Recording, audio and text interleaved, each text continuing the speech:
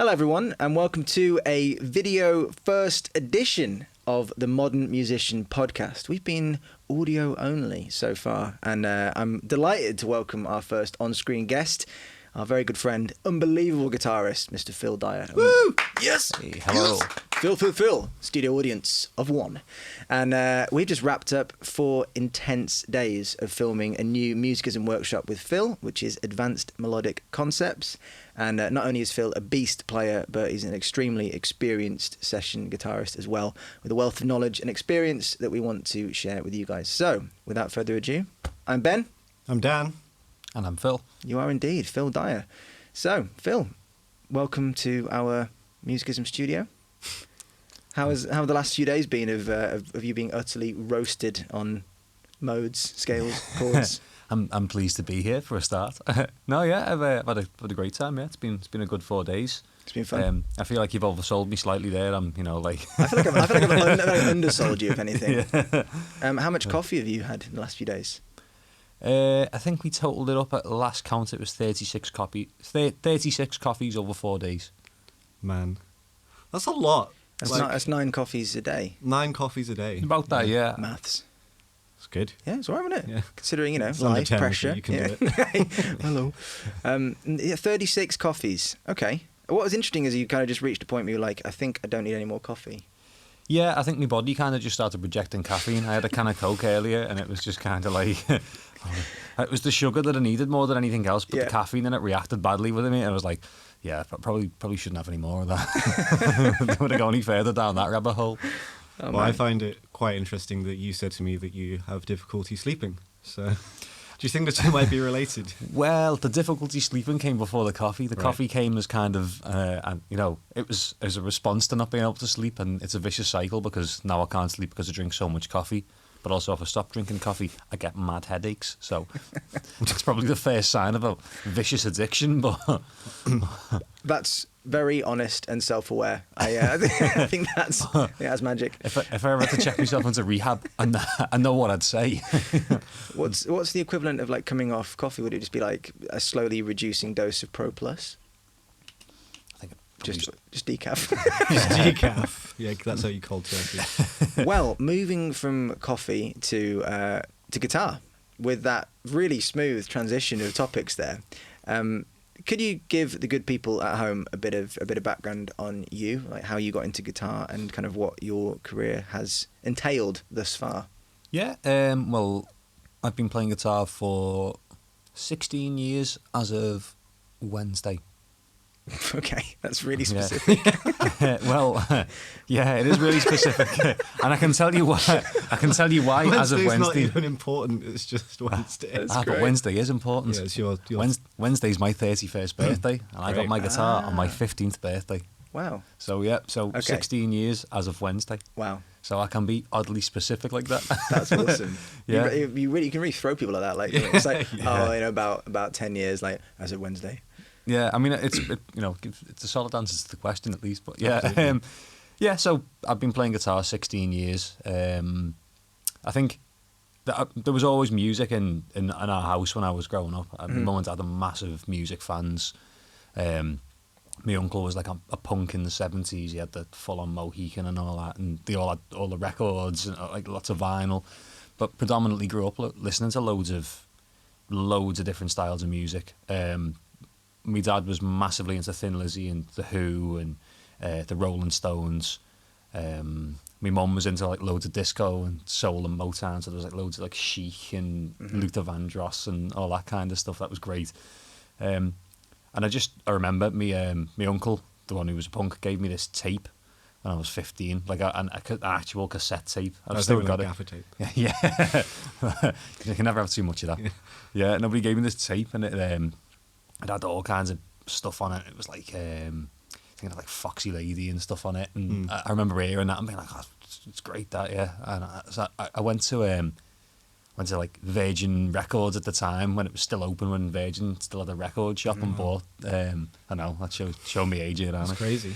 Yeah. It's funny how you forget, like... Phil's actually 51. Yeah. No, but it's funny how you forget that like entire stores and companies from music just disappeared. You forget about them.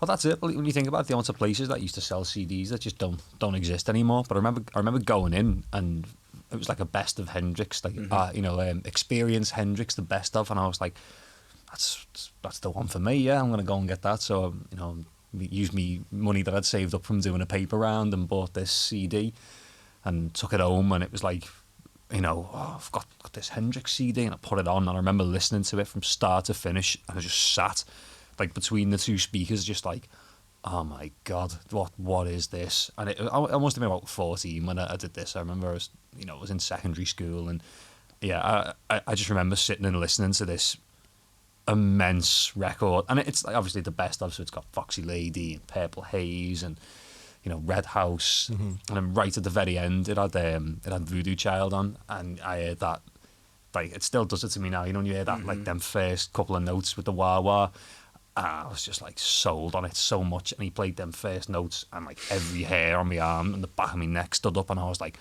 this is what I need to do for the rest of my life. I need to do this. And I remember just going to my mum and dad, because my mum plays a couple of chords and my dad plays a few chords, and I remember saying to them, I was like, I want an electric guitar for my birthday, and they were like, are you sure this isn't just a phase though, son? You're not going to just grow out of this. We're not just going to pay money for this. Perfectly in phase, I'll have you know. yeah. Apart from positions 2 and 4 on a Strat, obviously. Oh yeah. Yeah, but they were like, nerdiest joke of the day. That's amazing. Yeah. Tried my best.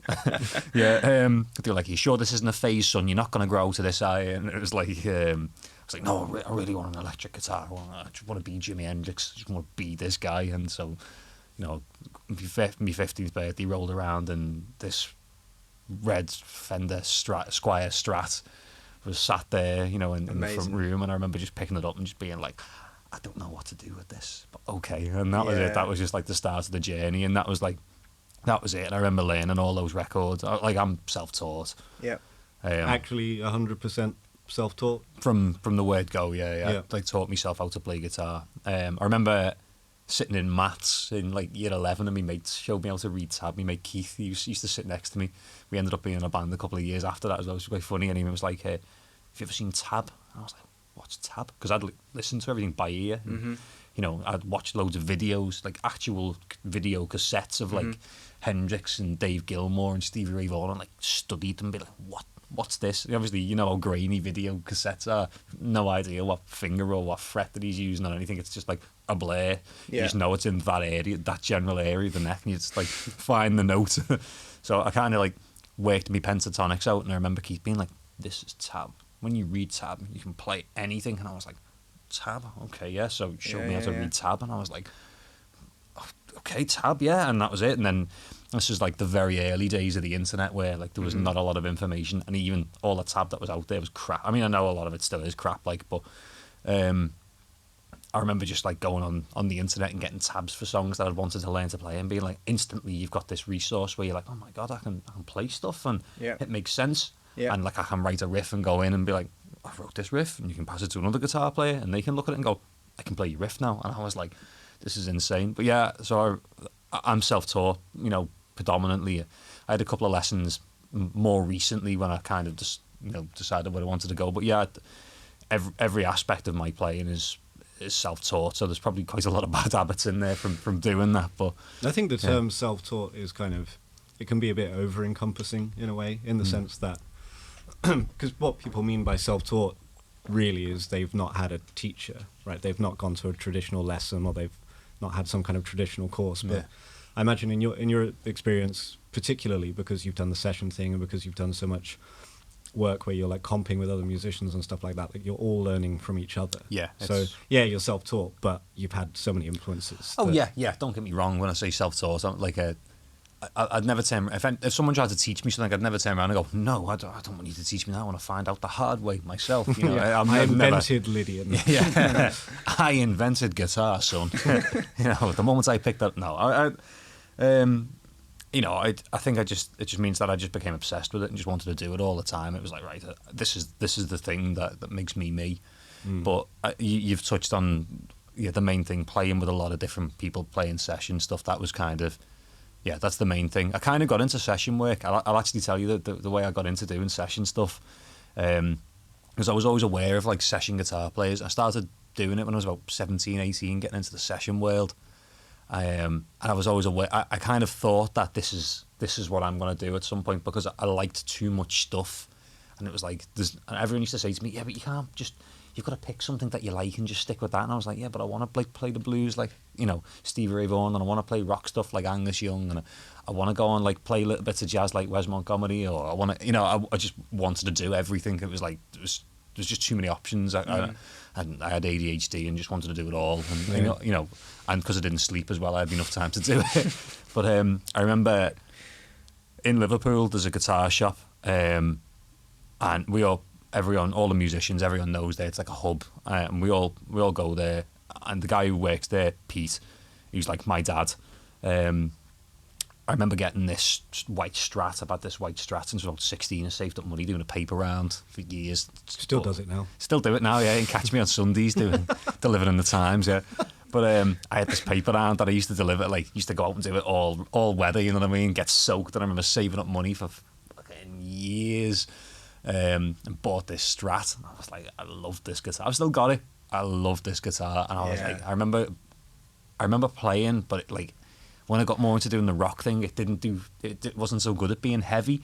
Mm-hmm. And I was like, right, I need like a humbucker. And everyone was like, yeah, you need to get yourself a stacked humbucker. You need a Damasio tone zone. And I was like, okay, yeah.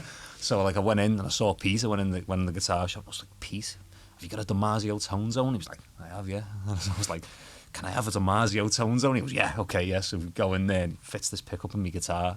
Come on back. So like got on the bus back, and I'm like, yeah, I'm ready to play some rock and roll. So I'm walking home, and the band I was in at the time, like all my mates from school, we used to practice in my mum and dad's garage. Mm-hmm. God knows why they let us do it, because we were like, we were obviously crap. You know what I mean? Well, that's why. Yeah, in a nice way. Like that's, they were protecting you. Yeah, that's awesome. Yeah, but the neighbours had complained on multiple occasions, and we were just like, yeah, whatever, we're rock and roll, man. You know what I mean? 17-year-old kids, but I remember walking back, like home, and this guy like walks up to me, and he's like all covered in like paint and like a builder kind of guy, and he's like covered in paint chips and like plaster and stuff, and I was like, oh no, and he looked a bit moody, and he just turned around to me and was, you the guy who plays in the band over the back? And I was like, oh, he's gonna batter me, and I went, yeah, everything all right? And he goes, oh yeah, I've got a studio around the corner. Do you want to come round and play some guitar? And I just went, no way. And I was like, what? And he was like, yeah. And so I go home and like, put my guitar down. I go, some guy stopped me on the street and, said he's got a studio around the corner. And my dad goes, I don't believe that there's some fella around the corner with a studio. I'm going to come with you. And I was like, all right, yeah. And it was literally, my mum and dad living a little close. It was the house on the corner, the house next to that. Yeah. And so my dad goes, I'm going to come with you. I'm going to come round and see you. And at the time, this guy, Lee, who's obviously been like one of my mates for years now, because this is 13, 14 years ago, he like seemed dead old to me, because he was like 3 years older than me. I was like, this guy who's like 20 and I was like 17, so he obviously seemed dead old at the time. And it was like, this man approached me, you know what I mean? Like in my head, I'm a kid. And so like we went round there, and he goes, no, I'll come through. And in his back garden, he built like this. He's a floor layer by trade, and he built this hut in his back garden. Right. Like a proper brick outhouse and everything, and all electrics in it, like a proper studio. And he had a setup in there, and he was like, right, let's record some stuff. And my dad walked in and went, okay, guess he wasn't lying then, yeah. Yeah. Go and do your thing. And that was it. And he played with like loads of rappers and stuff like that. And that was like my first like experience with hip hop and soul and all these kind of characters. And that's just how I fell into that world. That's how I started playing with all like 90% of the guys that I've played with, who got me into that world in the first place. And yeah, it was just really fortuitous that he just happened to be walking home from work on the day I was walking back with me pickle. That's crazy. That is crazy. Yeah. That's and hilarious. that actually goes on to something I find quite interesting about you. A lot of the guitar players I know, and actually a lot of the musicians more broadly that I know, tend to enjoy the scene or the genre of music in which they play. And they a lot of musicians appreciate stuff outside of those genres and dip into rock or classical, or they can appreciate some pop. But what I find really interesting about you is you play in a metal band, but you love hip hop. I love and hip-hop. That's I think that's super rare. Mm. So like, did that come from like starting that session work, or do you? Oh yeah. I mean, like why do you love it, and how did you get there? So, I mean, I've always loved like heavy rock and blues and stuff like that. I never really used to like metal. I never got like screamed vocals for like the longest time. That kind of came later. But I was really into. I was really into Hendrix. I loved Hendrix and I loved guitar. I just loved everything about it. And I discovered Steve Vai, and I remember being like, I think someone in school showed me like Steve Vai, and it was the Reaper off the Bill and Ted soundtrack. And I was like, whoa, what? And it was just outlandish and crazy. So like I went looking for him on. I'm gonna probably show it. I'm gonna show me age. WinMX. WinMX. Yes. Yeah. And I Winamp. It really kicks the llama's ass. Do you remember? Oh yeah. yeah. Still going, wow. you know. What? Is it? Winamp, yeah. Wow. I mean, Sorry. Okay, no, it's carry on. okay. Yeah. I mean, Just nostalgia trip there. I downloaded I downloaded Passion and Warfare less than legally, which I'm sorry, Steve, I love you. Did you actually get it, or was it some weird cartoon or something? It's probably porn. Yeah, but yeah. So I have bought it like several times since on vinyl, and like I'm sorry, Steve, I love you. You're my favourite. But it was just pre-streaming streaming. That's what I. It was, really. It was. It was just a product of the time, wasn't it? No one really understood it. I think the industry really missed a trick when it came to, when what was it, Napster, when that whole thing happened. They should have just, Apple basically devalued the whole industry when they turned around and said, yeah, songs cost 99p. Yeah, but that's a whole different subject. That's a whole different so subject. we bring you back for podcast number 17. Yeah. But so you got Passion and Warfare. I got Passion and Warfare, and I remember listening to it and being like, whoa, this is it. And then that took me down this rabbit hole of like, I discovered Zakk Wylde and was like, this is insane. He, like, ferocious guitar playing, and then that took me to John Petrucci, and I was just absolutely. I worshipped at the altar of John Petrucci for the longest time. I did and still do think that he's incredible, but I was absolutely blinkered into thinking that Dream Theater were the best band that's ever existed, and that no band will ever be as good as Dream Theater. And I think a lot of people who get into prog get in that mindset, and it's like no one's ever gonna be as good as Dream Theater, and it's like that thing. I still know people who are like that, and it's like, yeah, but they're not as good as Dream Theater. And it's just like everyone's got their own different tastes. But the hip hop thing kind of happened, so I'm obviously doing loads of sessions with, this guy Lee, whose producer name at the time was Product, because you had to have a producer name, so he was Product, and I was like, well, do I get a cool name as like guitarist? And he just went, guitarists are just themselves though, aren't they? And I was like, you're Phil, and I was like. Okay, so it was like Product and Phil, you know what I mean? But so I was like doing all these sessions with Product, and he had his company was called AHR, At Home Records, because it was in the back garden. So we used to be like it. Yeah, there's loads of like Scouse rappers going AHR, you know what I mean? It was crazy, but yeah. So we were doing loads of these sessions, and then it was predominantly rappers at first. Yeah, it was a bit. That's great. It was a bit mad, but then he found this singer, Jay, and Jay turned up this one day and he was like, I want to do something like this. And he had like, I think it was Brown Sugar by D'Angelo. Mm-hmm. He had that, and he played me that record, and I had that and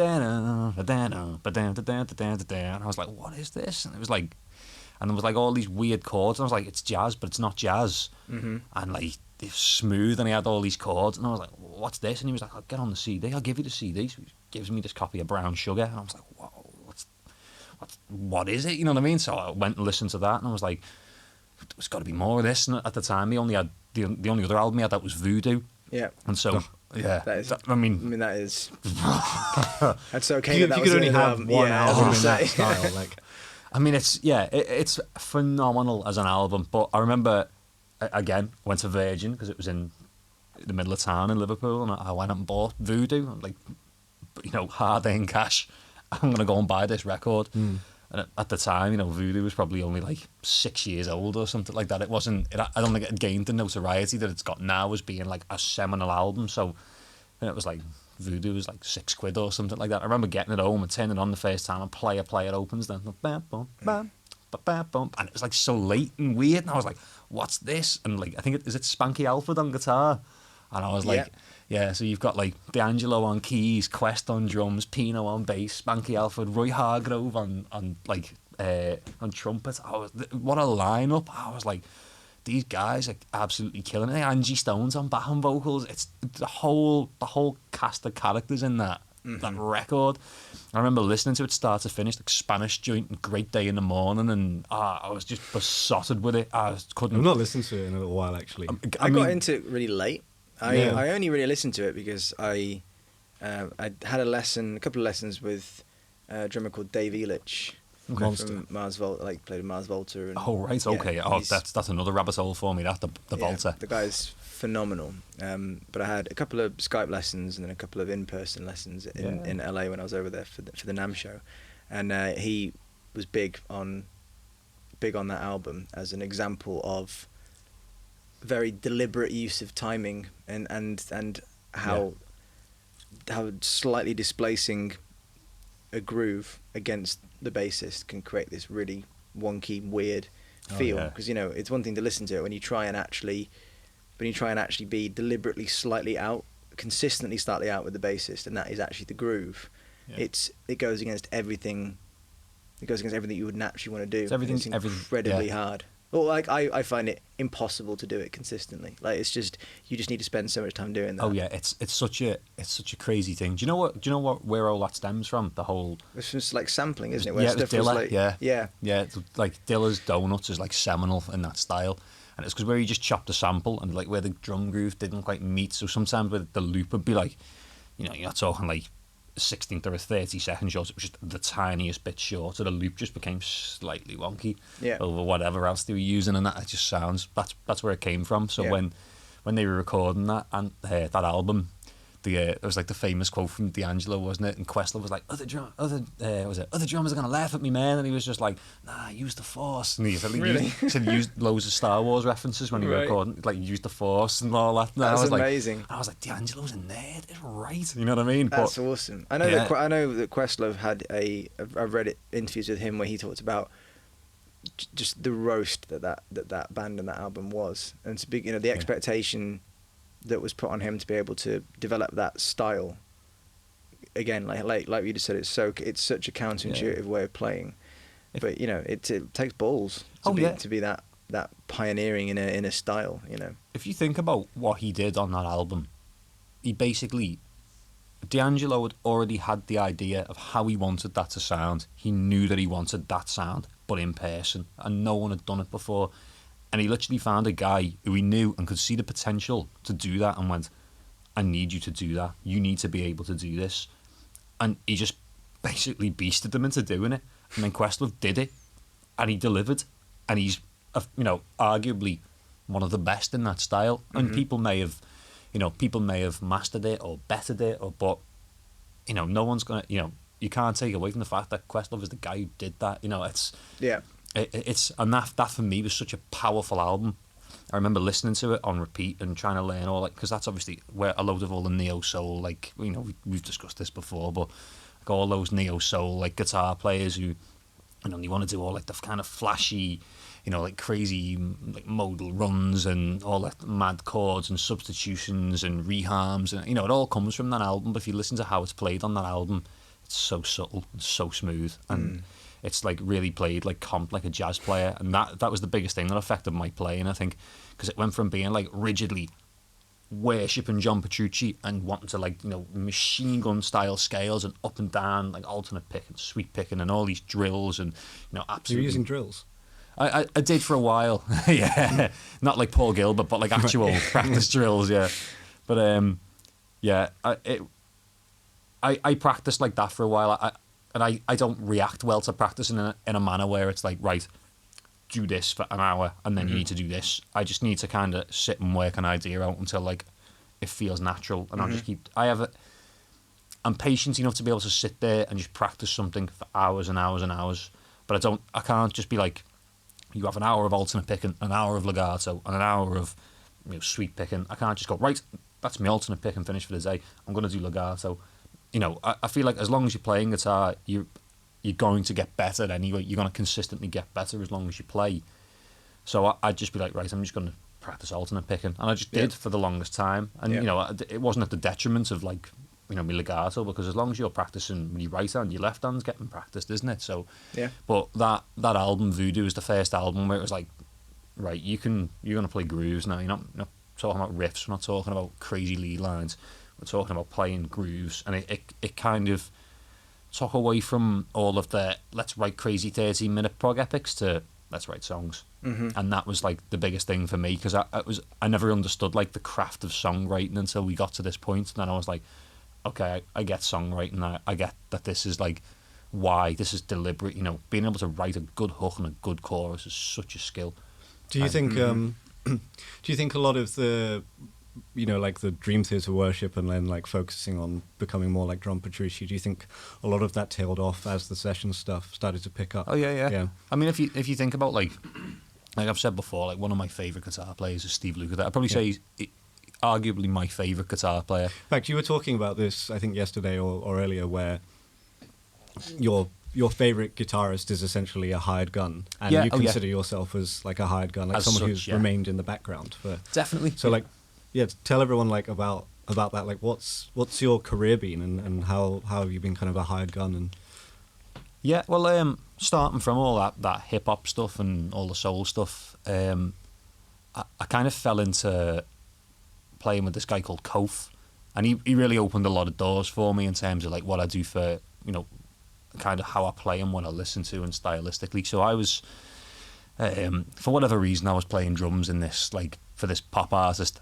I'm a terrible drummer. I told you this before. I'm not a drummer. I'm a guy who plays the drums. I have a very meager understanding of boom bap, boom boom bap, and that's about it. So I was playing this pop gig, and the girl we were playing for, her manager came down to the studio, and we were all sat there, and I'm sat behind me crap kit that's from like Argos or something that I bought specifically, and he goes, I'd like to get you guys in for, you know, to do some work with, you know, the guy that I manage normally, Kof. And I was like, all right, cool. And I'd heard his name, and there was like a forum, and all like the rappers and the singers and all that were all on this forum, and Kof was regarded as like the guy. You know, he was the guy. He'd had radio play, and you know, it was a bit more like, you know, a bit more serious than the other guys.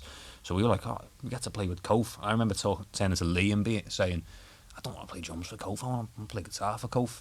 And I said, well, I know a couple of guys who, you know, are good players. Why don't we speak to them rather than like use us? Because the band I was playing with was like hair band at the time, and it was just I was playing drums and Lee was playing keys in it, and I was like, well, let's me and you just get like, you know, because I knew a couple of guys. I was like, let's just get the guys in, and we'll do this properly. And he was like, yeah, okay, that sounds like a better idea. So we turned up at this session for Kof, and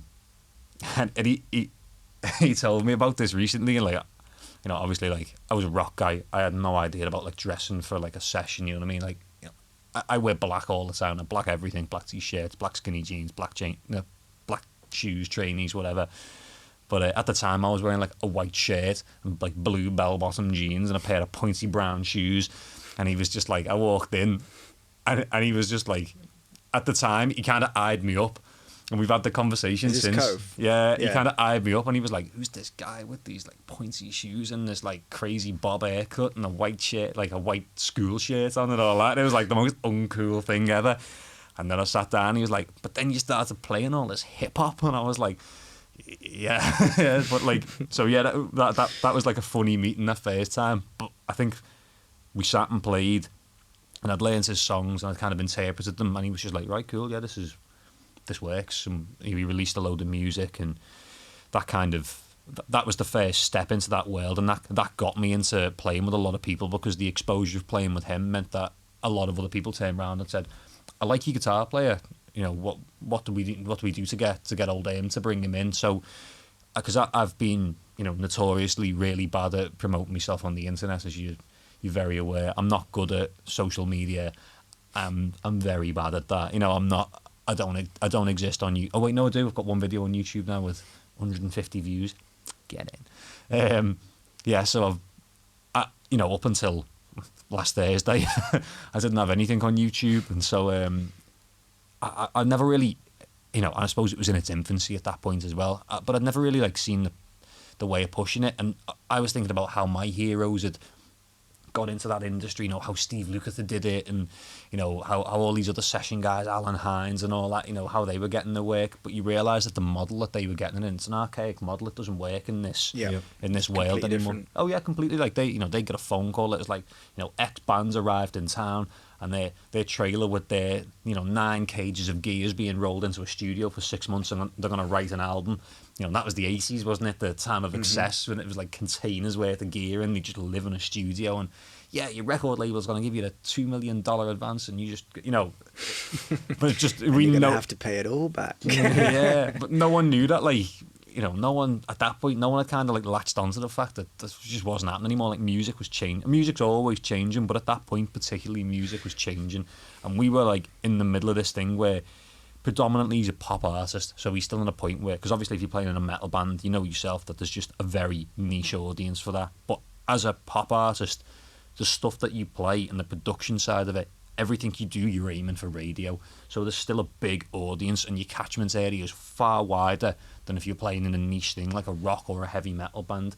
So they were still trying to exist in this world that's where it was like the old days. So I just assumed it would be like the old days, and the phone would ring. But then I realised that that's not going to happen. And so I just kind of started taking sessions. I just didn't say no to anyone. So from doing the first one, more came about? Yeah, more work came about, I think. Yeah. And during all of this, were you holding down a full-time job as well? Oh yeah. I've held a full-time, still do hold down a full-time job. I've worked in IT for 14 years. Right. Yeah. Oh God. Yeah. But there was a time when you were doing more than 7 shows a week? 9 shows a week, wasn't it? Yeah, 9 shows a week minimum. Yeah, but that was that kind of. To be fair, that the way we did that, we used to play in a cover band. It came shortly after this, so to go back to the point of what I was doing with Cove, the work came in, and so I got to meet loads of musicians locally. So there's loads of guys, and Liverpool's got this thing of there's just so many good players there, and I wasn't aware of how many good players there were, and it's because when you play in bands, predominantly rock bands, you tend to get stuck in the rock band circle, so the rock guys. You got no idea how many great gospel keys players are out there, or how many amazing. Probably a lot more. Yeah, there's loads of them. Yeah, and sax players and all these singers who just specialise in doing backing vocals. It was a world I didn't know. I wasn't aware of this. I didn't know that any of these guys were even, And then it was all these crazy gospel drummers and jazz players and blues players that I'd never come across. And you enter this world of being a session guy, and you start coming across more of these people because they've already been onto this for way longer. I think one thing I've realised about and this is not a derogatory remark, but one thing I've noticed about people who are into rock music, a lot of rock musicians, younger rock musicians, don't want to listen to hip-hop, they don't want to listen to jazz, they don't want to listen to country, and it's I want to play rock and roll. And this is why so much of the rock stuff that we listen to now is so diluted and just sounds like all the stuff from the 70s. But I think that's the same for people who are young and infatuated by any genre. Oh yeah, but rock's the only genre I've seen that carry through into later life. You reckon? Yeah, and you carry it into the 20s and 30s. I come across bands now, and they'll be they'll be well, what you do, because they'll come and see my heavy metal band Oceanus, and they'll be oh yeah, that was sick, we were really into that, what you were doing there, what else are you doing? I was I play with a hip hop band, and they'd be I'm not gonna go and see you play hip hop, and I'm well, why not? It's cool. You clearly know I can play. You've come and watched me do this. You know what I mean? You might enjoy it. I get so much more impressed these days by players who aren't playing rock. I think. I mean, obviously, I still love rock music, and that's how I grew up. But you see the jazz and the funk especially, and the fusion guys. They're out there pushing. But maybe that's also because if you're into funk, jazz, fusion, hip hop, any of that kind of stuff, that you're very aware that you're playing a genre that is a melting pot of other influences, and so it's kind of part of the education in that genre is looking at all these different styles and how they've informed that genre. Whereas definitely. if you're just a metalhead, well, I'm saying just a metalhead, but if you're metal, then it feels like, you know, your genre awareness is going to be much smaller, because you don't, even though lots of genres have fed into where modern metal is now. But you know what I mean? It's like you kind of just go, well, you just have you have like the great metal bands you listen to and you play metal. Yeah. Whereas I think if you're exposing yourself to lots of different styles and you're playing styles that are more, that are more open to other styles, then it's kind of a natural thing that you're going to be more open to that yourself. Oh, definitely. I think the thing for me is I don't understand how. I just don't understand how you can be so passionate about like metal. I love metal. Don't get me wrong. I think I listened to Meshuggah and Texas. I had Carnival on in the shower this morning. We were talking about this and like Sixth on. You know, I love Sixth. I just love the wildness of it. I just love how, you know, angsty and weird and just crazy it gets. But like, why can't metal be a melting pot for other genres? Why, you know, like look at Skindred, look at Mikey. You know, they play like roots, like reggae stuff, and you know, in the middle. Why can't we do that? Why can't we? You know, we've got the fusion thing. There's loads of progressive bands. What's wrong with it? Why can't like the modern rock bands have a DJ in them? You know, loads of indie bands do it. Synth players, why not do it? You know, I'd love to see a band come. I'd love to see like a heavy band come out and go, yeah, we got like sax player, and like look at the Mars Volta. The Mars Volta were just like, yeah, we're just doing whatever we want. And we're not constrained to what you want. We'll do this, and it was like, this is great. I'd love to see a band who were like, just wrote 3 minute heavy rock songs, but with like DJ and like sax player and loads of backing vocals and keys and all kinds. And it's like, well, why wouldn't you want to do that? Just experiment. You know, there's so much scope for it. You know, and you think about like the amount of harmony that you've got in like heavy music. You've got like so much more harmony open to you that like, you know, a pop song can confine you to like certain chord progressions, or you know, you might be locked into it's going to be radio friendly. But like if you know that like heavy music doesn't need to be that, and you can put like diminished stuff in there and be a bit more, you know, a bit more creative in terms of like the angsty weird dissonance. You could do all kinds. I don't see why people don't latch onto that. You know, if you listen to loads of the more recently what I've been listening to, like Robert Glasper, like the hip hop stuff. Like Glasper's an amazing jazz pianist. He's insane. Like I was like the end of Little Church that I showed you before, the remix, and like them chords he comes in with, and out of context, it's like, oh, what's going on here? And then the groove sits in, and you're like, this is insane. It's like the hardest groove of the album, and it goes on for 40 seconds. Why not like bring that harmony into like a metal thing? Like I'd love to see a band like nail through that. That'd be insane. But like to kind of go back to the point where I was before, I love all that, and I love hip hop as much as I love heavy metal. But I just feel like that genre's kind of like more work came as I was able to kind of get myself out there, you know. And so the phone rang more often, if you like, and so I just didn't say no to anything. And so like you came across all these players from all the other genres that I wasn't aware of, and I was like, oh, you play blues, and you get to play with like this absolutely killer blues player, and he might be playing for like a singer-songwriter, or you might get to play with like this monster like chops drummer who's been playing gospel stuff for like 10 years, and he's just like, it's like Tony Royster Jr. or something like that, and it's like, whoa, these guys are heavy, you know what I mean? And they're like heavy in different ways, so your level goes up because you're playing with like these guys who are obviously got to be good because they're getting hired by someone to play for them, and you can't get hired by someone and be crap. It just doesn't work. Yeah, you know, no one's gonna pay you to be crap. So I think that was kind of like, yeah. You know, no one is gonna arguably turn around and go, right, you're crap, I want to hire you to play in my band. You've got to prove yourself, and so they want to see you in a situation first, and go, right, you're boss, get on board, and that's the thing. But that led on to like where the covers came in, so like doing the 9 gigs a week. So that was all a covers band? That was a cover, yeah, it was majority covers band, so it was me, obviously Jack Gardner. Shout out Jack Gardner. Shout out for Jack, my little bro. Yeah, he is. Insane guitarist. And do you want to tell everyone the thing that will surprise them? Oh yeah, Jack, he's only, I did him a disservice, he's 26, not 25. He was 26 in August. He's a scary player. What? He is. Jack is like my little brother. Yeah. I regard Jack like family. I love him like a little brother. I've told you the story the first time like I met him, and we were playing Scarified by Paul Gilbert, and we played all the harmony bits, and it was like that bit in Step Brothers where it was like, did we just become best friends? Yeah. And it was amazing. But like, so you're in a band with him? Yeah, we played in like a progressive rock band for a bit as well, but it was all the guys from that band. So it was like me, Ollie Graham on drums, Monster drummer, Carl Sweeney on bass, and Rob Mather singing. And you know Rob. That Rob, right. That Rob, yeah. Legend. He is a legend. He is a legend in his own lunchtime. I love Rob, but A legend in his own lunchtime. yeah, I like that. so we were the Robert Mather band, and we played we used to gig everywhere. So it was like all cover gigs. So it was like mainly funk and soul covers, and we do 2 hours a night. We do we used to play like all the bars all around Liverpool, and we play Monday through to Sunday, and it'd be like 2 gigs on Friday and 2 gigs on Saturday. And used to play in all Eric's and the Cavern and all the Matthew Street bars and a load of other places, and it was like 2 hours a night. Like I guarantee that I have played "Sorta Standing There" by the Beatles more times than Paul McCartney. Like I can guarantee I have played that song.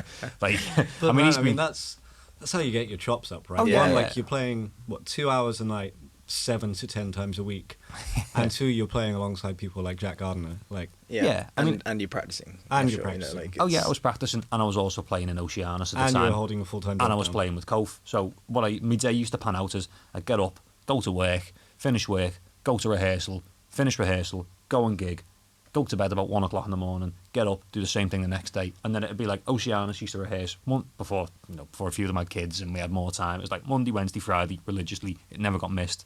On a Tuesday we used to practice with Kof. Thursday was the only night that I ever really kind of had like a bit of time free.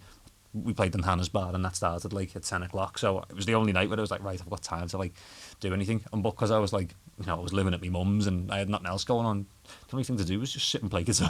So you just sit and play guitar all day, and then that was it. And then on a Saturday, I used to teach in the music shop that I was talking about earlier. And so that was it. So my life was just like, right, go to work and play guitar. And that was it, you know what I mean? That's awesome. And I never saw a woman for years. Yeah, But I mean that just puts such a huge shining light on the fact that there's so many great players out there, and like yourself, and people are always asking like, well, how often did you practice, and like how do I play faster, how do I get good? And the people who are there, the people they're looking up to, are the people who just played for hours and hours and hours and hours and hours. That's what you've done. You've just played lots. Yeah. Oh, yeah, I have, yeah. I think, because I did, as I said to you earlier, I did the whole John Petrucci thing of, right, I'm going to practice my alternate picking religiously and blah, blah, blah. Ooh, sorry, just kicked the table. I think that I got more from just playing and being around these guys and taking their ideas on than I ever did sitting there practicing scale shapes up and down. Like, don't get me wrong, it has its benefits, and the workshop we've done is about how you can apply that. But, running up and down them doesn't get you anywhere. It's like, chopped builders and, like, exercise drills and, like how to play fast. And it's like, great, you can play chromatic exercises up and down the neck.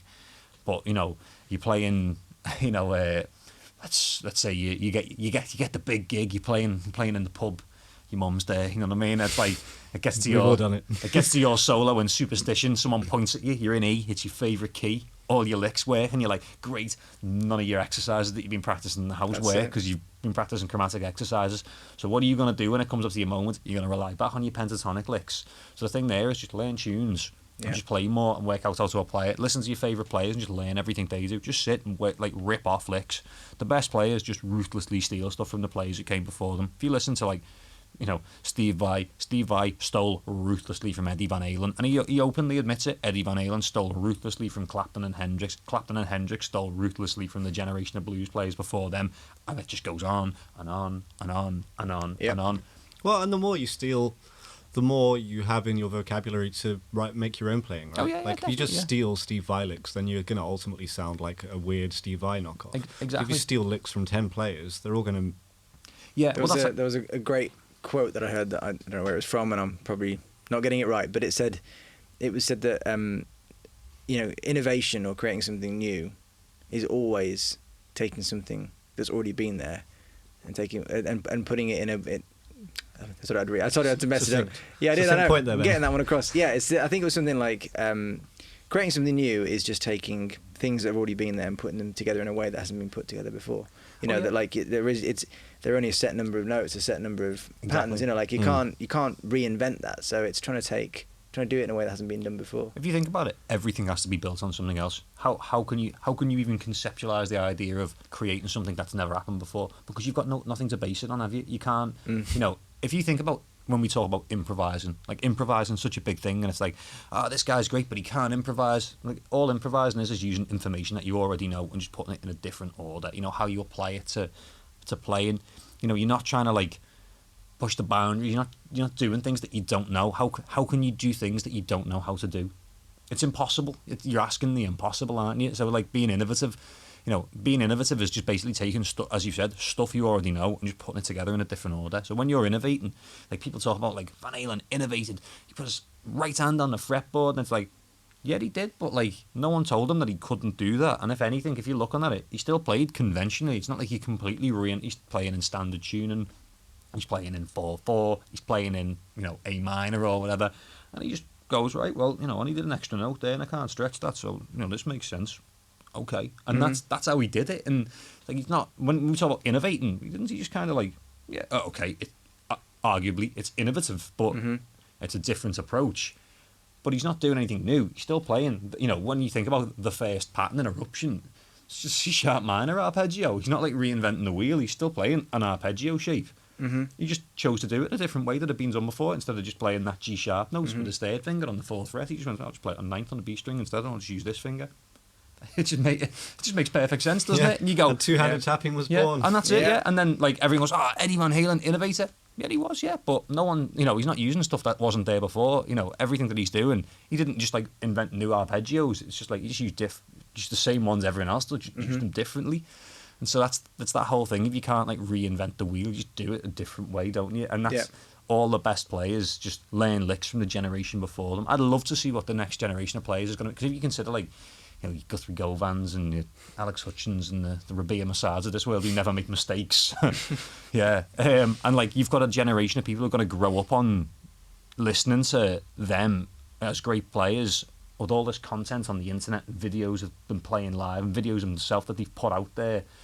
And there's all this content. So a young player coming at it now who's got more scope to learn anything at any point, because the information's just there for them, and they can go and watch the best of the best. They can go and watch a virtuosos playing at the highest level, and that can be their aspiration, and that's the baseline for like a young guitar player. Now they can, or a young drummer, they can go out and watch the best of the best at all times, and that's what their benchmark is. It's not like they go, oh yeah, cool, you know, I'm into like Clapton, you know. I mean, they might still be, but at the same time, you can go out and watch like Josh Smith or you know, Seth Rosenblum or Ariel or any of these guys who are like right at the top of that, you know. And that's who you aspire to be, isn't it? You aspire to be like the best of the best, so you can see that at any point. So the next generation of players is going to have all this information, you know, access to be able to talk to the players that they're actually like, you know, that they're actually into. The next generation are going to be insane, you know. Yeah, and that is a big thing that excites us about building Musicism, you know, is that we as a company have got an opportunity to get unbelievable players in from all instruments and all disciplines and work with them to just dilute their knowledge and extract it and put it across to people in a way that's going to inspire them and get them started. I mean, we were saying last night after we finished filming, you know, if as a young drummer, I mean, I had like, you know, videos online and like Drummers World and great resources, but you know what people have got now and the information that's out there now is just epic, you know, like and it's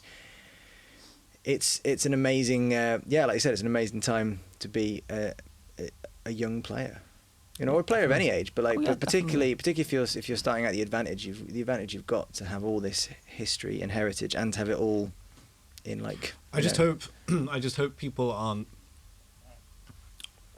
put off by the sheer level, the sheer level and the sheen of everything, in the sense that like, I understand because people don't want to be scrutinized for making mistakes or not looking good, and because there's such a pressure to be as good as everybody else or better online. Well, there's that whole thing with like Instagram guitar players. It's like, yeah, but how many takes did it take to get to this point? And exactly like, that. Yeah, it's got to be seen for warts and all. Like I love the fact that like I've been lucky in the fact that I've got to have a guitar lesson with my hero. I like hero worship Rick Graham. I thought he was the best guitar player. Oh yeah, I thought he was the best guitar player I'd ever seen. And he lived in Southport at the time, which is an hour away from Liverpool on the train. So I remember getting to about 22, 23 and thinking like, I need to I need to up my level. I was playing the cover band. Me and Jack were playing together. Jack was getting lessons off Tom, and it's cool because like obviously me and Jack have got like not similar styles, but we're both like rock players with an interest in jazz, and he's got more of an interest in fusion than I have. He loves that, and so Tom was like the perfect choice for him to get lessons Shout out off. Tom Quayle. Yeah, Tom's a great player. Another as well. monster. Another monster. Yeah, lovely fella as well. But I was like, I need to work this out, and I don't want to go down the same route because it makes sense for me to be my own player. And I was like, well, who really resonates with me? And I saw Rick, and I was like, here's this rock guy who likes this jazz language. He wants to bring in that vocabulary, but at the same time, he's fundamentally a rock player. Mm-hmm. And so I messaged him and was like, do you do lessons? He was like, yeah, Southport, teaching me house, do let me know. So I turned up, and the first lesson, like, he just blew me away. Like, absolutely. Like, I've never, ever, ever seen anything like it before. He's the most incredible, knowledgeable, genuine, like, just on a human level, he's just a fantastic person as well. He's just such a nice guy, and I can't stress enough how being a nice guy in this industry helps as well. But So true. oh yeah, but Yeah. he's unbelievable. But he puts videos up all the time, and he puts videos up when he makes mistakes. And I was like, this is the guy, and he could play anything. I mean, he is at that level. When we talk about the Guthrie level, I suppose that's kind of like, it's a bit stupid to name a level after someone because, obviously everyone knows he's that good, and he's incredible. But it's, when you're talking about the higher echelons of guitar players, like right up there, Rick is up there. He's in that top 1% of incredible just musicians, and his depth of knowledge and composition and his time and everything. But he'll put videos up where he's practicing and he makes mistakes and shows that he's human. And it's like, right, well, if you can do that at the highest level, there's no reason why some kid playing in his bedroom needs to feel the pressure of like trying to nail like, just the Red House solo, and putting it on the internet. Like some guy's gonna troll him. It's like, fair play for you if you put videos up on the internet. Don't worry about what anyone says to you. You know what I mean? Like, you guys do this far more than I've ever done. But like, if someone like the first kind of real demo I did for anything was that Boss demo that I did recently, and there's like loads of trolls on it. There, it's like, when you get these shredders to do these demos, it ruins it. And I was like, I didn't really think I did any shred in that demo. You know what I mean? You didn't. I thought it was like quite, But I was like, but like there's two things there, like particularly for people listening to this that maybe want to put more stuff online. You have to understand that, like you said, how many takes did it take to get that thing? Like, so much of what we see online is a highlight reel of someone's best moments, and so that's why I also really respect when people put up videos of them actually practicing and actually making mistakes, or being real. But also you cannot put stuff out there without expecting there to be some level of trolling, for want of a better word, because that is unfortunately the nature of people online, and it's so much easier for getting someone. trolled, it's usually a good thing. Yeah, no, it's like it means you're getting attention. It means you're getting noticed. Yeah, I get trolled every day on my channel, and it becomes a game where I'll be like, I'll read out some brutal comment to my girlfriend, and like I'm like over like breakfast, and like look what's, and it's just funny because you have to, if you're putting stuff out, you're gonna attract that kind of criticism, and I think so much of it is born out of jealousy or some kind of insecurity, because you often don't see. In fact, sometimes you click through, see these people that are making comments. I don't think I've ever seen someone that's been that savage that's then either put anything up ever, or that really they so often they're terrified to put anything up themselves, and they kind of mask that over by can I swear? Yeah, okay. I've been dead restrained. I was going to say my response to that is usually just fuck off. Yeah, just fuck off. Like, like, where's your video? Fuck off. You know what I mean? Can we capture that as a GIF? It's like, and it just gets posted to any comment. Fuck off. Fuck off. Yeah. I mean, like, I've played bar gigs where people come up to me and gone, I was really good, that mate. That was sound. That, yeah. I really enjoyed you playing there. In real life, no one turns around and goes, this was terrible, and you never did that. Because like if you walked up to someone in real life and were like, yeah, you're crap and you shouldn't do this, I'd just fucking punch them. Imagine saying that. Imagine like some guy you just played in. You know, we've just done our cover gig. You know, we've come off after playing Superstition. The crowd's gone mental. You know what I mean? Yeah. Just pictured it in your mind there. Well, I'm trying. Trying. It's a wild one. 25 people in Rubber Soul. It's a Wednesday night. My 10-minute drum solo might have left him slightly wet, but it's fine. Yeah, it's Wednesday. It's raining out. The bar staff don't want to be there. They just had to put up with us for 2 hours. You get off stage, and some guy comes up to you and goes, "You sweet picking arpeggios are crap, and I didn't like the way that your tone sounds like this, and blah blah blah." If someone said that to me, I'd just be like, "Fuck off, mate. No one asked you to be here. Fuck off." Like if you're watching if you're watching a video I've put up and you don't like it, fucking close the window. Open another tab, go on Pornhub or something that you clearly want to be on, and just fuck off. You know what I mean? I've, funnily enough, on the subject of being trolled. Thank you for that wonderful segment, Phil. Anytime. That's really on the subject of being trolled. I've got a video of you being trolled.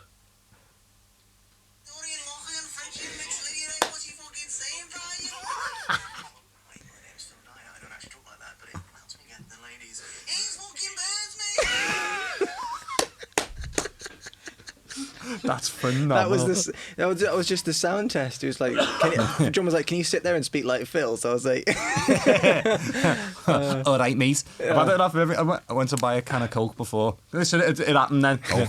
I said to her, I was like, "Can I have a can of Coke?" And she was like, "Can of Coke?" Just can't escape it. I work in Chester, which is an hour away from Liverpool, and there's only me. Carl, who sits next to me, who's way more Scouse than I am. I'm going to tell you that right now. I am not that Scouse. Carl is way more. He's from Huyton. He's like proper Scouse. And our boss John. They're the only 3 Scousers in the office. Really? Yeah. And like everyone's like, "Oh yeah, Carl's going to be on bricks when we get out there," and all. You know, get all them jokes every time. It's like, "Going for dinner? We're going for dinner, lads." And you're like, "Fucking hell, give me a break, man." You know what I mean? I'm just talking. Yeah. I'm just talking. Yeah. So, bringing it back. Yes. Sorry. No. All good. It's why we love you, Phil. One of the many reasons that we love Thanks. you. You were doing 9-10 gigs a week. Yeah. Are you still doing session work now? Oh yeah, definitely. Yeah. I mean, more recently it was the stuff I was doing with Zambolo, and I kind of. And where did that took you to quite a few cool places actually, didn't it? Oh yeah, that was a bit of an insane one. Was it Glastonbury twice now? Yeah, Glasgow twice. Supported Ed Sheeran. Well, that was with Kofta. That was with Kofta. That was a couple of years ago. Yeah. You did the Paloma Faith. The Paloma Faith tour was insane. Yeah. Ed Sheeran was a weird one because we supported Ed Sheeran in Bumper in Liverpool. Bumper's some crap bar, and it sold out. It was a busy gig, but this is just before. It was just a pin.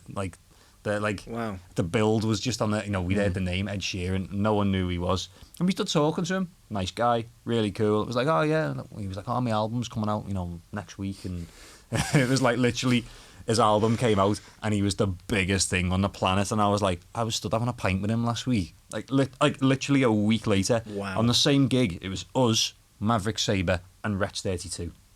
That was the gig. And they supported us, and now look at all them guys there, and I still go to work 9 to 5. But yeah, so with Sam, that was kind of the most. Sam's kind of taken me to more places more recently, so that kind of came about.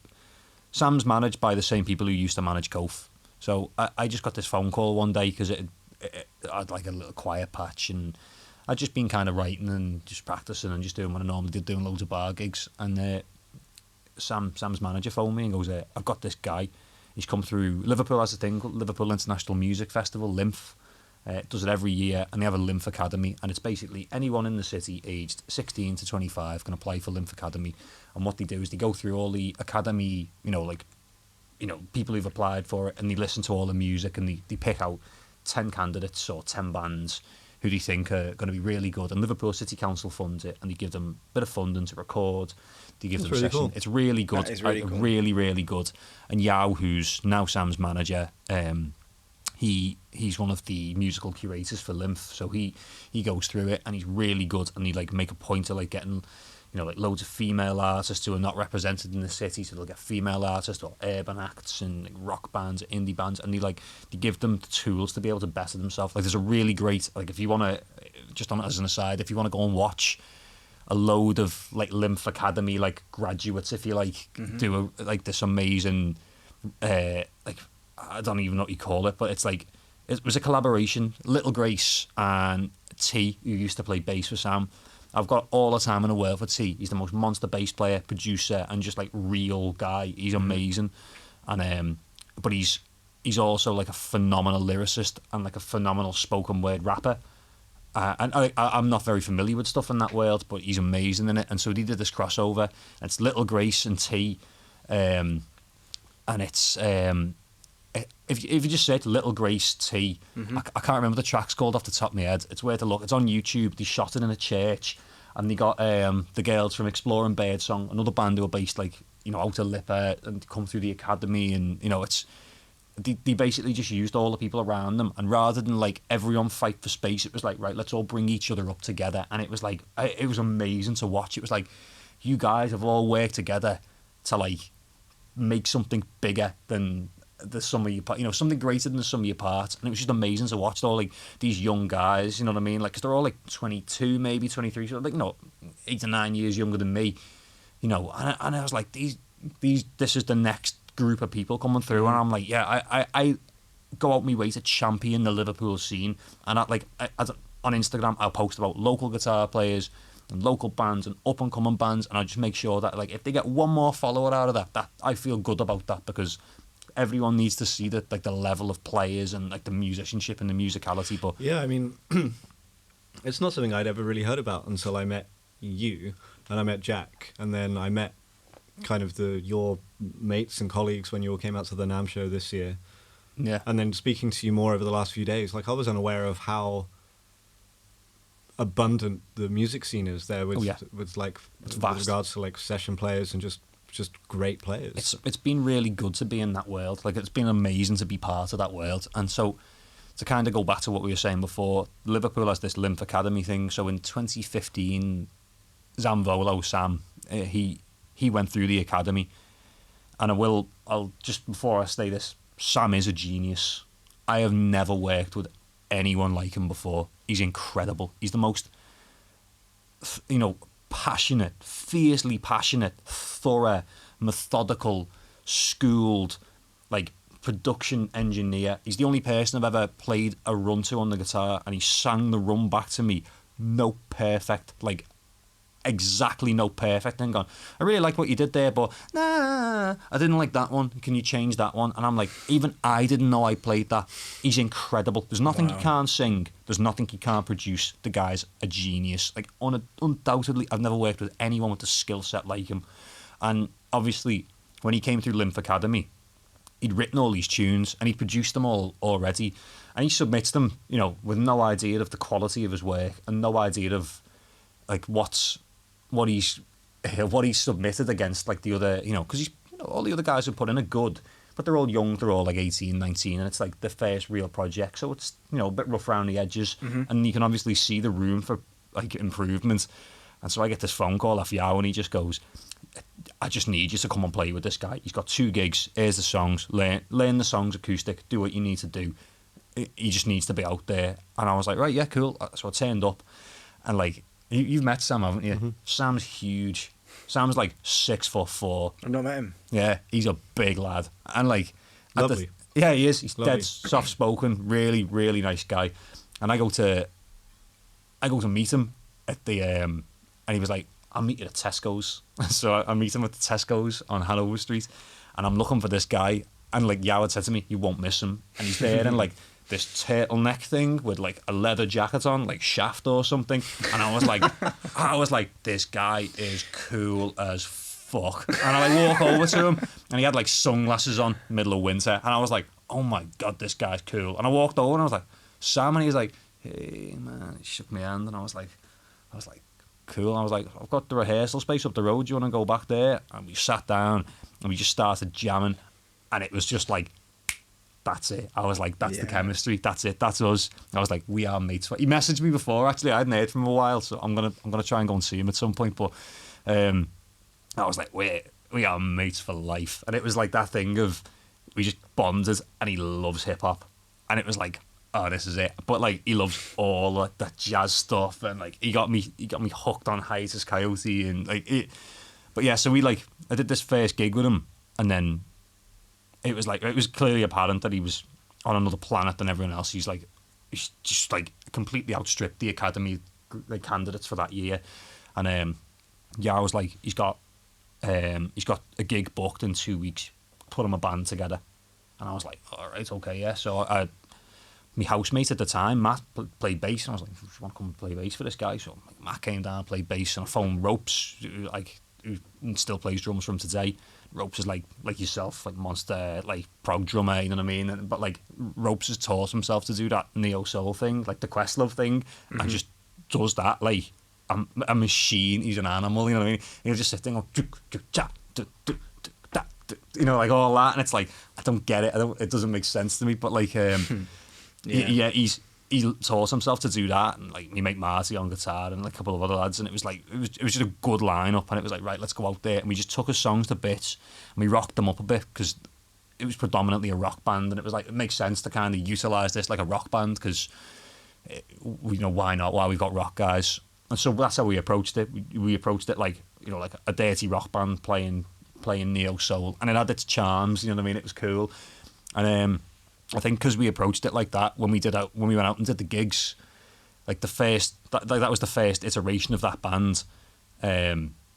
It was like it really kind of took off, and people were like, "Oh, this guy's like," and because his voice is incredible. He just basically he just sold it. You know what I mean? They were like, "This guy's amazing," so we just got more gigs, and so he got signed by a label. And shortly after the label signed him, they were like, right, okay, we know you've been doing a rock thing, but you know, we want you and the drummer, and we want to make you a proper neo soul, you know, hip hop thing. So we're going to get you a keyboard player and a bass player. And from that point on, that's when all the rest of the guys came in, and it became a different beast. And we got the SPD, and we started running like little bits of backing, and it became a lot more like concise and like, right, this is what we're doing. We had like, you know, we kind of had like more of a game plan of what we wanted to do. But it's still going now, eh? Oh yeah, definitely, yeah, definitely. I mean, it's been quiet this year, but like he knows that if anything happens, he just picks up the phone and I'm there. But like, I think it was, you know, we had the Aurora tour. That was amazing. That was the first bit of touring I've done in a while. Like, other than touring around in the back of a van or in a car, you know what I mean? Like sleeping rough in gaffs, you know what I mean? That was, you know, this was like the proper touring, and I'd like not really done proper touring on a level where it's like, you finish the gig, you don't have to sleep in the van now, you can go to a travel lodge. You know, I'd never done that before. It was kind of like, right, you finish the gig, you got two choices: we can either drive home or find a lay-by to go and sleep in while we won't get moved on by the police. You know what I mean? But yeah, Sam kind of was like a catalyst for me to start like really getting deep into that world. And when, you know, we started getting like the festivals, like we did like a couple of, I'd say we probably did about 100 gigs in 2017 with them. We did, yeah. It was a busy run, and in amongst that, I still had Oceanus gigs, and I was still doing, you know, the odd cover gig or whatever. So like, and a full-time job. And a full-time job, yeah. You know, but it's a lot. Yeah, it's a lot, man. I like gigging. Don't get me wrong. I love gigging. I love gigging. It's the thing, and you know, it's as a musician, it's like that's what you strive to do. You know, you don't. You know, you don't play your instrument to sit and play it in your bedroom to no one. You want to go and play them songs that you're proud of to other people, and you want people to appreciate your music. And admittedly, you know, you don't listen to your own music all the time, but sometimes you listen back to it and go, yeah, I'm proud of what I did there. But, but like with Sam, it really started to pick up momentum, and he, you know, his album had been signed off by the label, and he'd submitted it, and it was ready to go, and we were just waiting for a release. And you know, we did Glastonbury, and that was like prestigious, you know, you know, to go and do that. That was an amazing thing for me. I remember telling my dad, I was like, I'm playing Glastonbury. And he was just like, I don't know. And he'd always joked that he was like, you'll have to play in a... Wasn't just a phase, Dad. Yeah. No, they fully ate them words. Yeah. No, they've been nothing but supportive of my parents. I can't knock them. I've been living with them for 3 months while I'm in the middle of moving house. So it's been funny. It's like being a teenager again. Yeah. But it's like, you know, funny spending time with them. So I've been like musically re-educating my dad. I'll come back to that on a later point because that's been quite funny, that. But yeah, with Sam, like, you know, we did Glastonbury and that, and I'd always joke with my dad. I was like, oh yeah, we'll play some big venues. I'll play an arena before I'm 30, and that was always the thing. You know, it was always the joke. It was knocking on. It was like, you know, 2018. I was 29. I played some big shows. You know, like 40,000 people. You know, 50,000 people in like, you know, festivals and stuff like that. But I'd never like done an arena, you know what I mean? And even if it's less people, it's the thing of it's an arena. It was like, I'll play the Echo Arena there, you know, like the Liverpool Echo Arena. It's the M&S Arena now.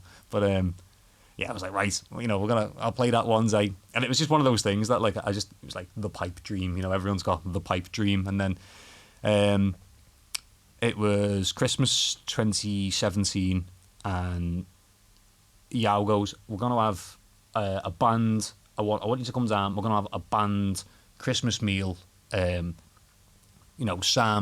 a couple of the other artists that that I represent, and Sam's band, just specifically Sam's band, but like with some of the other artists, and we were like, oh, okay, yeah, cool, yeah. So, I finished work and went home and got changed into something a bit smarter, and like turned up at this meal, and it was only up the road from me where I lived.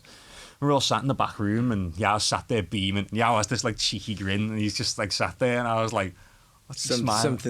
What's he smiling about? And he's like, he couldn't stop smiling. I was like, what's he smiling? And he's proper mischievous as well. Like I really like his management team. I think they're really good. Yao and Ray, they're being nothing but good to me. You know what I mean? But so we sat there like beaming.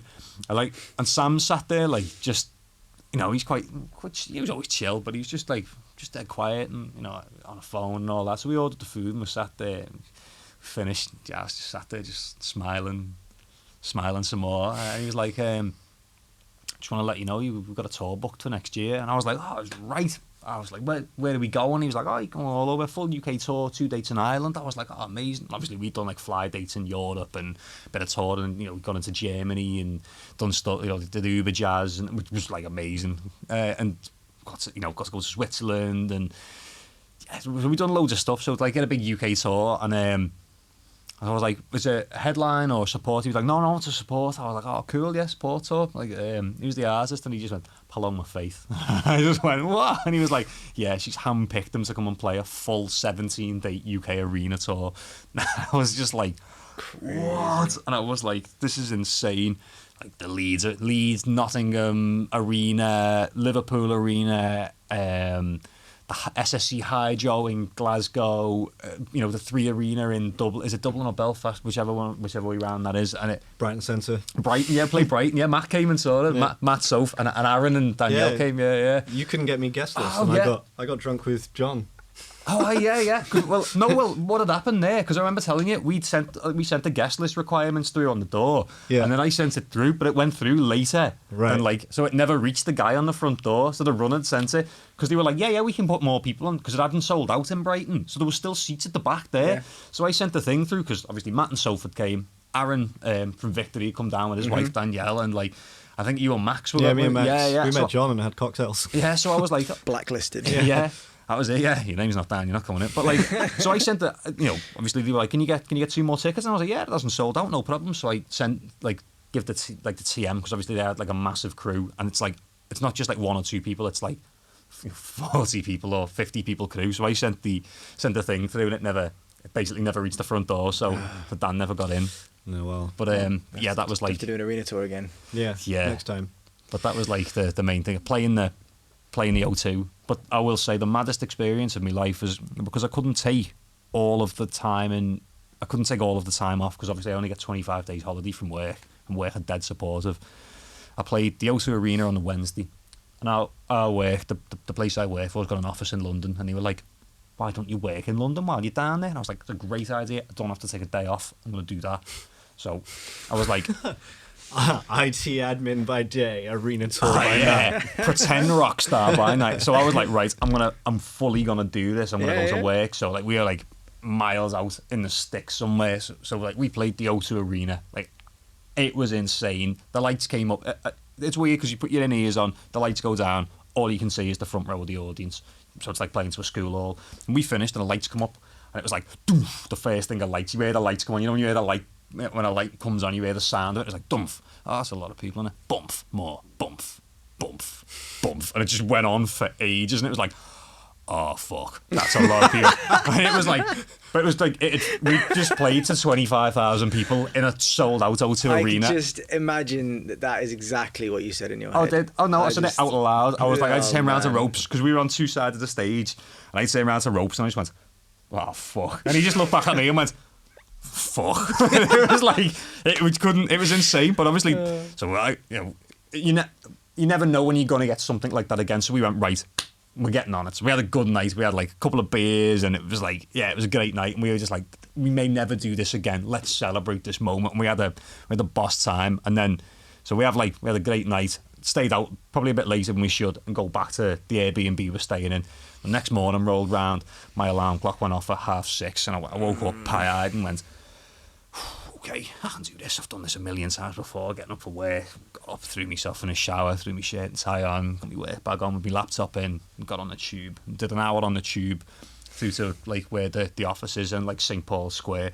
I walked into the office and I sat down, got my laptop out, did a conference call at 9 o'clock in the morning, did a meeting, and I was sat there with a coffee. And I was like, unlike you. I was like, yeah, unlike me. And I was like, what the fuck am I doing with my life? I was like, what's going on? And like, obviously, like, for such a big moment, I go from like the O2 Arena sold out to, you know, sitting in the office fixing a low balancer issue in Singapore, you know, and then loads of the guys in the office were like, what are you doing down here? You know, and they all know I play because they take the piss. All right, rock star and all that, and work. They're all, you know what to do, and everyone takes the piss. Like, so they were like, hey, what are you doing down here? You gigging down here? And I was like, yeah, played the O2 last night. And they're all like, whatever. And I was like, no, really? Like, and got the pictures out on my phone, and they were like, oh, what? And I was like, yeah. And they were like, who are you playing with? And I was like, we supported Paloma Faith. And they were like, no. And I was like, no, genuinely. I was like, and then like all the pictures are up on the internet and like Instagram, and they were like, oh my God. And they were like, what are you doing working here? I was like, I've got to earn money somehow, haven't I? I've got to make a living. So I was just sat there. Use my holiday pay. Yeah. I was like, I've got to use me holidays somehow. So it was just mad. So I remember just sitting there, and like obviously at that moment, it became really apparent how serious I was about it. And it went from being like a bit of a joke. He's a bit of a rock star. Oh, he's out gigging again on a Saturday. Oh, playing Brown Eyed Girl down the Liffey or whatever. You know what I mean? Like, and then it was like, oh yeah, Phil takes his music really seriously, and he's in a good band that gigs. And it was like, yeah, that kind of made work a little bit more understanding about it. And then like obviously like I got back in the next day, and we were in a meeting, and they had all the slides up, didn't they? Like, taking the piss, and they were like, hey, I got a standing ovation when I walked back into the office and all that. It was funny, but like, yeah, it was weird but funny. You know what I mean? That's awesome. So before we wrap this up, I mean, the session thing is obviously still going on like heavily for you. And it seems to me that whenever you speak to anyone who's gotten into session work, they've always got the story about how they started. And it always seems to be like a right place, right time kind of thing. So if you were to give advice about to the person who wants to become a session player, is it like who you know or what you know? And like, what would you advise someone to do if they're looking to get into that world? It's both. It is who you know, and it is what you know. As I said before, no one's going to give you work if you crap. You know, it's just not going to happen. You've got to know what you do, and so it is a degree of what you know, but it also is who you know. And people go, oh yeah, but I don't have any contacts like that. And the only way you go out there and make them is by going out and playing. You've just got to go out and find them gigs. You know, if you live in like a little town and the nearest place to you is like a half-hour drive to go and like play with like another group of guys, it's worth taking that half-hour drive, because you never know who's going to be there. And it might be like, oh yeah, such and such a drummer's looking for like a guitar player, or such and such a bass player's looking for a guy, and that's how it is. And I found that by not saying no and just by taking all opportunities, more opportunities came. And the thing about that is, in the early stages, that's what you need to do. You just need to say yes to everything. You just need to be Jim Carrey and yes man, and just say yes to everything, because that's where you're going to get the work. You're going to get. And you know what? You might do crap gigs, you might do some crap ones, but at the end of that, I'd say 95% of what you do is going to be good. And if you get all them good ones, you'll get your name out there. And when your name gets out there, more people are going to call you. And when the phone rings, you can guarantee that the gig that you're going to get is going to be better than the crap one, because you've been recommended. Yep. And so take all opportunities. And then when you get to the point where the phone's ringing and you've got to say no to people, then you can pick and choose. Amazing. That's great advice. Yeah. That's really good advice. Well, let's wrap up. We've just had 4 intense days of filming you. I mean, intense for you. You've been on camera for 4 days straight, but been on 40 cups of coffee as well. Man, just like from me and Dan and all of us guys at Musicisum, like, thank you for coming and filming the workshop with us. I'm blown away, to be honest. Yeah. The level at which you came into this and just delivered concise, informative education is insane. Yeah. Like, the bar's been set for whoever comes in next sure. to do another course with us. And when we were walking to get lunch the other day, and you said you hadn't done any of this on camera before. Yeah, I've never done anything like this. Unbelievable. That's insane, man. What I'm really excited about is that what we've made with the Advanced Melodic Concepts workshop is something that I know is gonna be a staple for a long time. You know what I mean? Like this, the way for people coming on to Musicisum and wanting to improve their music theory, and specifically for guitarists that are wanting to come and really go deeper on that. Well, we've named it pretty appropriately, advanced melodic concepts. That information is so good and it's so concise, and the way you put it across is brilliant. And yeah, I'm just really, really happy. I'm really impressed. Oh, great. So, appreciate it. Thanks for having me. I've really enjoyed it. Yeah, man. Well, we've been saying for so long, like, we've got to do something. And so it's been great to...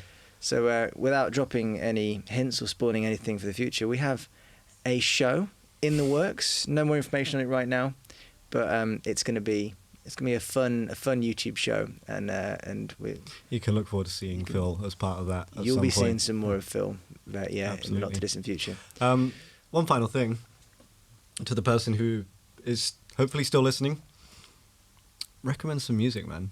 What do you think people should go and listen to? Oh, right, okay. Well, it's got to be one track. One track. Yeah. One track. Oh, right. No, you can't do that to me. I just did it. It's been done. Fuck Your Feelings by Robert Glasper. Okay. Right, it came out, like, I'm just going to quick caveat on it there. It came out maybe about 2 weeks ago. Maybe 3 weeks ago, the longest. And I remember, like, I've watched all, like, the build-up to it. I love Glasper. Doesn't take himself seriously, but is serious as fuck. But, yeah, like, that track, he's got Yebba singing on it, and she's a monster. And it's just, like, the whole thing's dead spacey. Derek Hodges on bass. And I said this to you, he's like water. The first lick he plays. And it's like, it just comes out of nowhere. And his bass sound, there's, like, almost no attack to it. It's just this subtle thing, and he just comes in and just rumbles in, and he does nothing but play these monster runs and then just holds it down. And I was like, whoa, this is proper serious, like, A-grade hip-hop. You know what I mean? I was like, this, everyone needs to hear it. And the rest of the album goes off on this mad jazz tangent as well. It's like a big collaboration. Herbie Hancock's on it. He's got, like, all these, like, rappers on it. And I was, just get involved in it. It's a monster. Wow. Yeah, it's a monster record. I feel like we just need a regular feature with Phil where he just recommends like neo soul hip hop. Like maybe you could like curate. It's a podcast you could start, mate. I don't think we have time to. Maybe you should curate some of our Spotify playlists. That would be cool. You've got one. Well, I don't even know if it's public. You know, it is. I follow it. Is it? Yeah. Okay. Dirty Grooves. Tell the people. So Spotify, the playlist is called Dirty Grooves. Don't know. Dirty Grooves. How are you spelling that? Dutty. Oh, you know when something's dirty. Dirty. Dirty. Dirty. That's a dirty groove. Okay, Dirty Grooves. Dutty. People, thank you very much for staying with us and my squeaky chair. I apologise. Phil, thank you so much for the last few days. Thank you. You've been amazing. Yeah, I'm man. very excited for people to see Advanced Melodic Concepts. And thank you for joining us on our first video production episode of the Modern Musician podcast. Yeah. I think you are a very good example of a modern musician in your approach. Oh, thank you very much. You're very versatile player. And a lot of knowledge has been shared the last few days. So thank you. Hope you guys enjoyed it. We have been Musicisum. I've been Ben. Dan. Phil. See ya. Goodbye.